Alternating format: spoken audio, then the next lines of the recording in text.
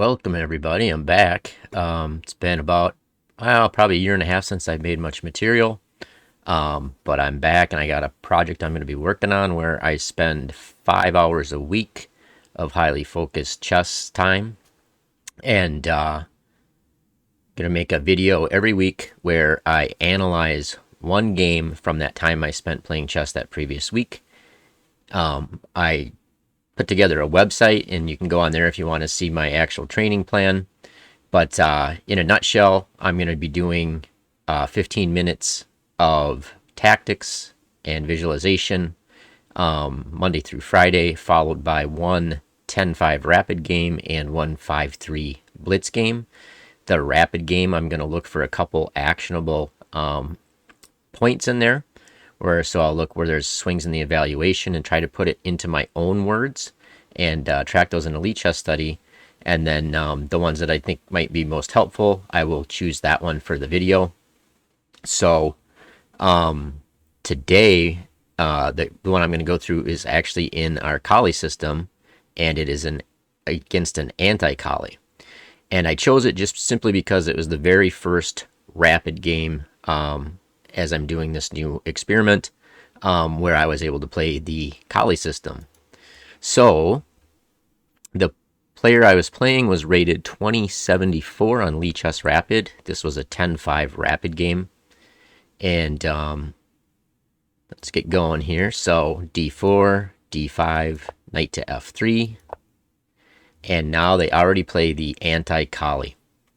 So my approach to this, and I do have a free full guide of this on the website, chessimple.com, as well as a video series where I give a free fully annotated Colle system repertoire. But my approach to these positions where they play bishop to f5, and they're trying to prevent us from putting our bishop on d3, trying to keep it from sitting on its most active post where we can use it to attack on h7. My approach to that is to simply play bishop to d3 anyway. And then if black does capture, we take back with our queen. And interestingly, you will notice when this bishop left c8 to come out to f5 for their Anti-Colle, it gave up protection of b7. And in my repertoire, that's a kind of a recurring theme, as we will often target this b7 square. Now, most players would play like knight to f6 or move their bishop out. It'll often come through a move order where they've already played knight to f6. And over half the time, whoops, sorry about that, trying to get the paint off. Over half the time, they will play e6 or combine with knight to f6 and allow us to play queen to b5, checking the king and picking up that b7 pawn. And like I said, it's well over half the time that people will do that. And that's why I think it's a good practical choice, at club level, because a lot of times we're just going to net a free pawn.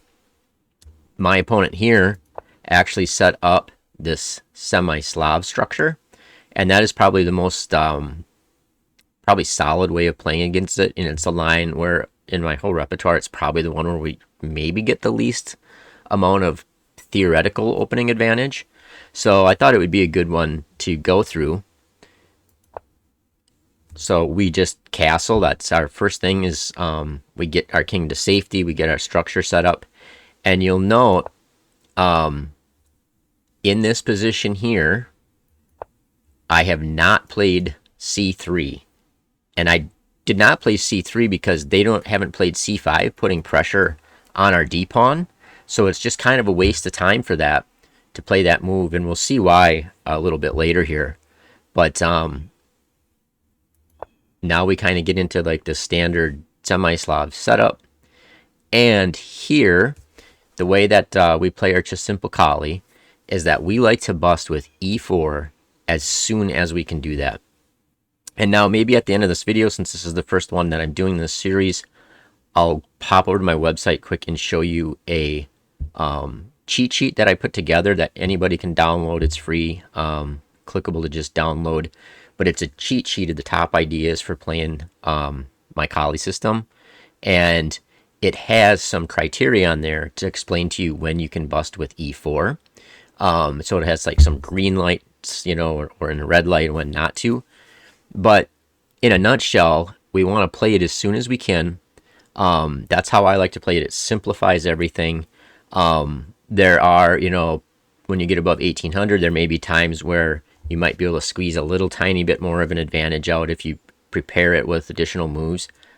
I don't like the hassle. I feel like I get good enough positions just playing it as soon as I can.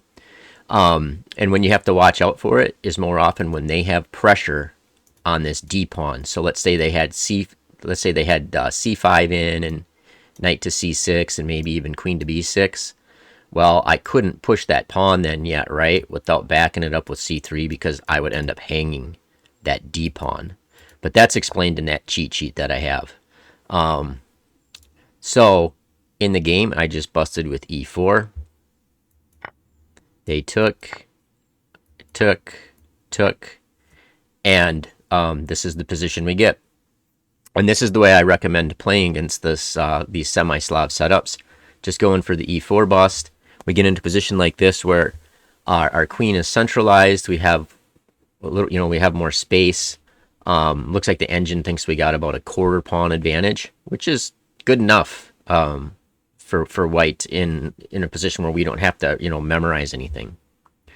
So now, like I said, because I hadn't spent that tempo playing C3, I just go ahead and played C4. And so now we have, more control, more space in the center. They kicked my queen, which is a common thing. Moved it back to C2. Could have also moved it back to E2. They're probably about equal. Black castled.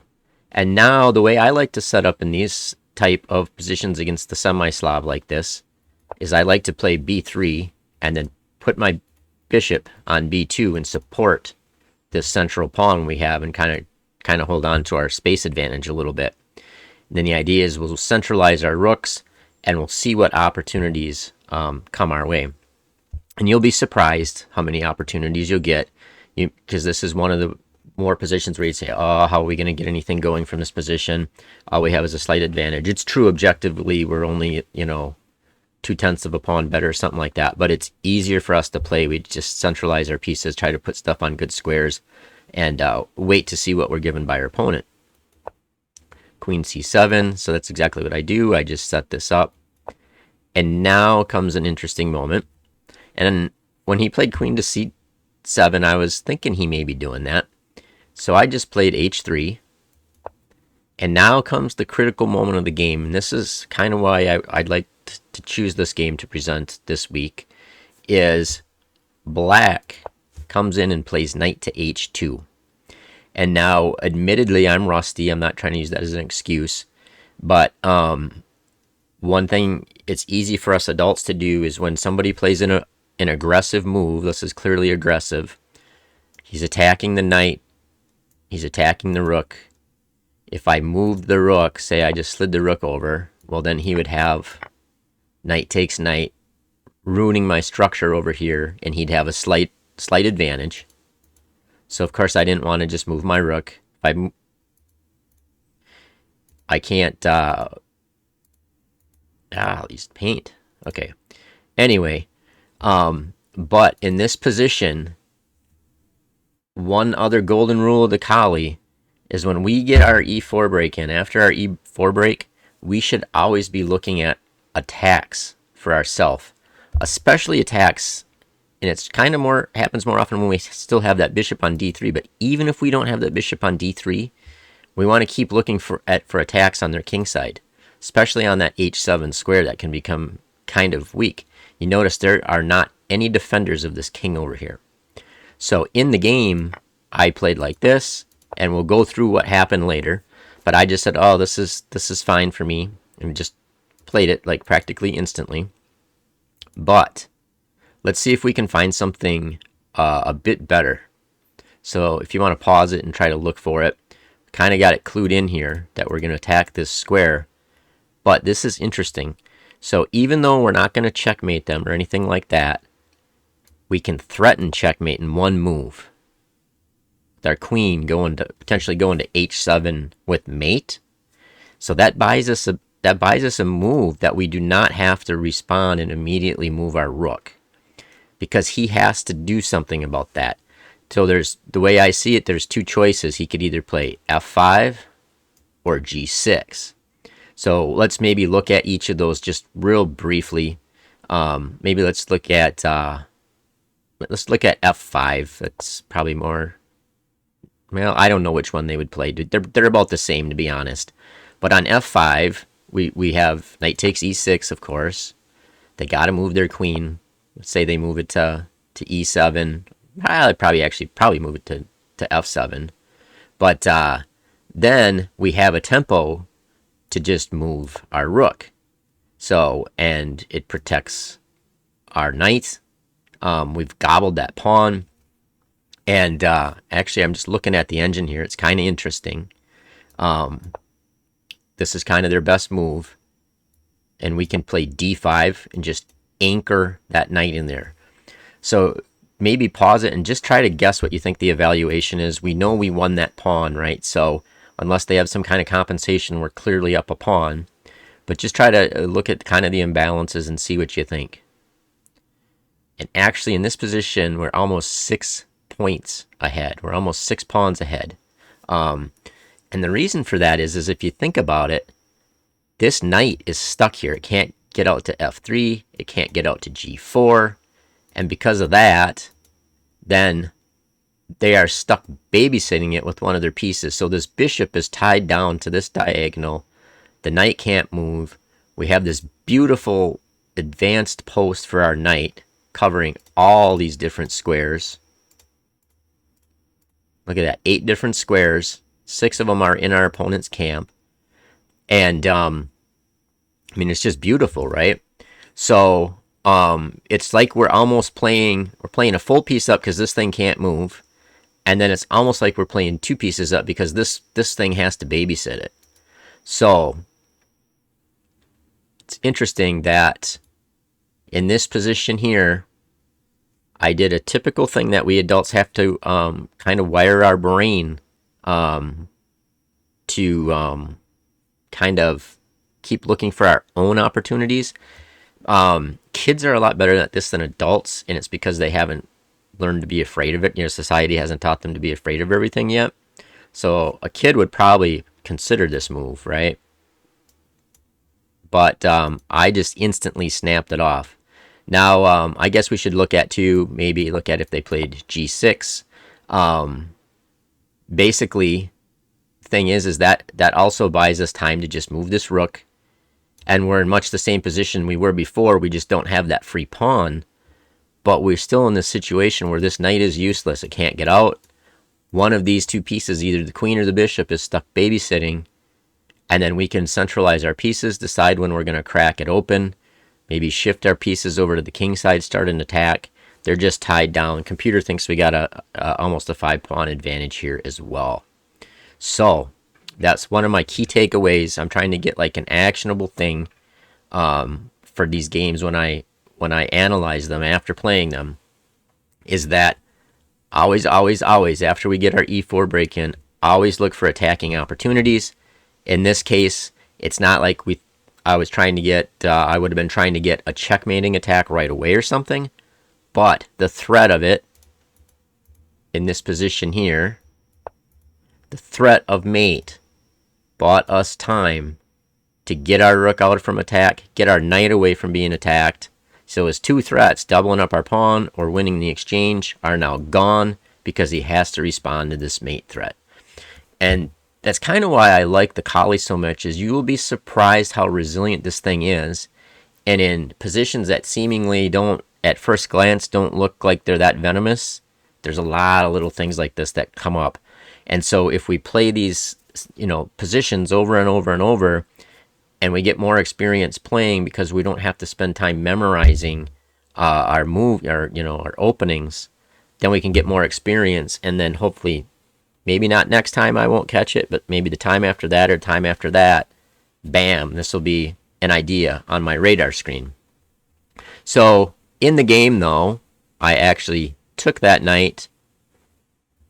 They took, moved my king, moved their bishop out. I won't spend a ton of time on this, but we'll see how the game ends here. Centralizing my rook, getting behind this pawn. At some point we may bust things open. Bringing my other rook in. This move's okay, but I maybe could have played something else, but it's fine. Kind of piling everything up here. All right, black finally decides to bust and then grab that pawn. And I was aware of that. And the other thing I'm doing besides doing my 5 days where I play my games is one day out of the week with a buddy of mine. We study the Yusupov chess series, and we do that for about an hour and a half together. It's a high school friend of mine. We've been doing that, not all Yusupov, but we've been studying together for about 15 years, once a week on Sunday nights. And I know one point of emphasis in that Yusupov, or at least that's the thing that put it on my mind, is I wasn't so much worried about losing this pawn because his queen then is kind of out of place, and our queen's going to be centralized when all is said and done here. So if you notice, my queen's in a better position than his. And I was kind of wondering when I played it, I was wondering what the evaluation would be here. And I thought it was going to be like close to even, but easier to play for white. And it actually is, it's a quarter pawn better for white than black. So, you know, that's kind of interesting. The value of having that centralized queen. And now I decided to pin this piece. And I'll show you what happens here. I end up playing this thinking that, oh, I got a winning move here. Now, pause the video and look at it from here. This is another one of my takeaways as I'm kind of knocking the rust off here. My tactics are not going to be as sharp probably for a month or two till I get in this flow playing, you know, 5 times a week, spending 5 really solid focused hours on chess. But see if you can look and see if you can find the problem with f4 in that position. And the problem is even though this looks great on its surface because we have this piece pinned to the rook, which would be check if we took it, and it feels like we should, you know, pile on the pinned piece, attack the pinned piece. In fact, that's a terrible move. It's a losing move. And the reason is because you always got to look at what your opponent can do after you do your move. And I had plenty of time. I think I don't remember what I had, but I think I had like 6 minutes on the clock or something. I don't even remember. But I had plenty of time. It wasn't a time issue. This was a 10-5 game. He hits me with this. And then as I stared at it, for a second, I'm like, oh, I'm toast. So basically, nothing I can do. It's mate and 4 here. But if I take there, he takes here. I go here. Checkmate. So, didn't win. Had a winning opportunity earlier in the game. If I would have played that knight out to g5 and hit that threatened mate on h7, trapping his knight over here. We can scroll back and look at that real quick here.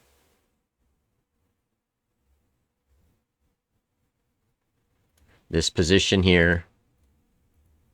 Gotta always have our mind on attacking the king side or looking for tactical opportunities, especially when they don't have any protectors of their pawn. And then when we think we have a winning move, and especially when we have plenty of time on our clock, double check it, do your blunder check. I did not do it. I just rushed it. Like I said, rusty. But hopefully it worked that out, and that's why I need to play more, play every day, play consistently. So Anyway, that's my thoughts. Is I'm gonna be playing this, 5 days a week. I'll be playing 2 games, and then I'll pick out one where I think there's actionable learning stuff in it that, but for both me and for anybody watching, and make a brief video on it where I analyze that game. And then if it ties into any of the golden rules of the Colle system, I will point those out. So, yeah, what I'll do here is I'll quickly get my website pulled up and just show you real quick, because there are some resources that I put in there now. I built the website out and just put free. Everything's free. I don't collect emails or anything like that. And nothing's there's no charge on anything. But there are quite a few resources, especially for the Colle players, and shows us the golden rules and whatnot. So let me get that pulled up here. All right, so I got my website pulled up. You'll see it shows exactly what I do for my 5, efficient hours of chess each week. And if you want to, you can print off a PDF copy of it here. Just click on this button and download it. What I think a lot of the people who follow my channel would be most interested in is probably up here on top. I have a guide to the Colle system. Has a table of contents here, so you can see different golden rules. But if we scroll down, well, here is a link to a cheat sheet. I'll try to pull that up at the end because I may have to switch screens to show it. But I also have a link to the fully annotated repertoire on Lichess. And I also embedded a Lichess, the study that links to above in here. So if you're going through my website and you want to click along, you can go here, read the comments, click on different moves, jump there. So that's the annotated repertoire embedded in my website. I have a video that I think after you go through the guide, a lot of you may have watched this video, but it's 7 golden rules of the Colle system. Then we talk about different golden rules of the Colle system. You can see we talk about when to break on e4. And actually, I won't even pull up the thing, but these rules here are on the cheat sheet, right? As well as the different golden rules and the structure you're aiming for, and pointers on different things against it. So just scroll through it quick. You can kind of see what's in here. We had this today, handling the Anti-Colle. We talk about playing bishop to d3, retaking with our queen, and then kind of have animated things showing what happens. Like I was talking in the video, most of the people will play e6 there. Just let us win that b7 pawn. And so yeah, that's the other thing on here. You can scroll through it. I tried to keep it so it's like the important stuff here, the memory markers, and just explanations, visual explanations of how I like to play the Colle system. Resources, what to do if they play kingside fianchettos, like King's Indian Defense. There's also, I put a calculator on here. So if you are spending 5 hours a week like me, you can put in what your rating is. Say you're 1050 and you want to get to, I don't know, 1225. It will estimate how many months it would take you to get there if you used my weekly routine, 5 hours per week of highly focused chess. It looks like it would take you 17.8 months, so a little less than a year and a half. Of course, if you study more, it won't take as long. 8 hours a week take you about 10 months. So you can move that around if that's something you're interested in. I had to talk about the methodology, and then I got links to some different resources, links to my YouTube channel, and there's playlist and links to the annotated repertoire on chess.com and Lichess. If you guys find it helpful, I could also put a direct download of the PGN file on this website. If people leave comments and want that, I can add that on there, no problem. But anyway, that's my plan going forward. Hope you find this helpful. Helped me in my mind kind of solidify all the ideas, so it was helpful for me putting this together as well. So anyway, we will see you next week. Take care.